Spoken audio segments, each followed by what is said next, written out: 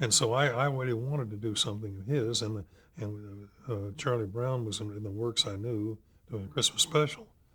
So I went and talked to them and told them that I thought it was time for we did something in that field, and I thought that Dr. Seuss was the right person to go to. So I went down there and we talked about it and decided on How the Grinch Stole Christmas.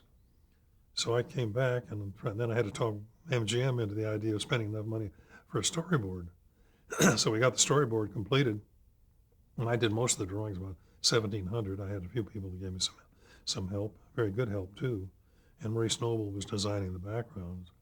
In those days, though, it isn't like it is today. If you didn't sell it to the network, you just had to sell it to a sponsor, and then you go to the network and say, oh, here's the product. This guy's willing to pay for it. So I went down and I gave 25 different showings of the thing to all the breakfast foods, to all the chocolate people, to everybody, and finally an unlikely group bought it. That was the Foundation for Commercial Banks. And I thought that was very odd because one of the great lines in there is that the Grinch says, perhaps Christmas doesn't come from a store. And I never thought of a banker endorsing that kind of a line, but they overlooked it, so we went ahead and made the picture. But think about that, all these people refused it. Yeah. And that picture went out, and that was written in 1953. That's why Dr. Seuss said, for 53 years I put up with it now. In 53, and the book, The Grinch Stole Christmas, was selling about 5,000 copies a year, which is pretty good for a children's book. To me, one of the most important things was my getting Boris Karloff, because a lot of people didn't know how wonderful a narrator he did, and he did a lot of you can still get them, by the way, and it's worthwhile getting that. He did the Just So stories and the Kipling stories, the Jungle Book, and all those wonderful, wonderful reading.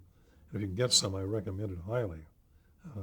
He had this lovely, wonderful voice. Mm-hmm. Everybody thought of him as being a villain. Yeah. And he was so dear when he read it, you know. He really gave accent to each one and each note. The narrator was important there. Well, in reading it, I realized it only ran about 12 minutes. So most people would say we had to pad it. No, I felt that you had to extend it. You had to that's very different. If you pad it, it's fat. If you extend it, you find somebody in there that's important, like the dog turned out to be the most important character to me, old Max. We called him Max the reindeer dog, because Max represented every boy's dog.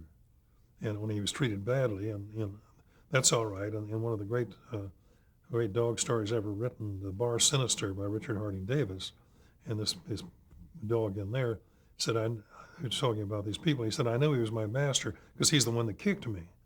And that's a very good description of how good a dog is, you know. So I realized this dog could be he represents the audience. And he's upset by it. He's a slave, but he has to do with the soldier, but he also is observing that he obviously doesn't like it.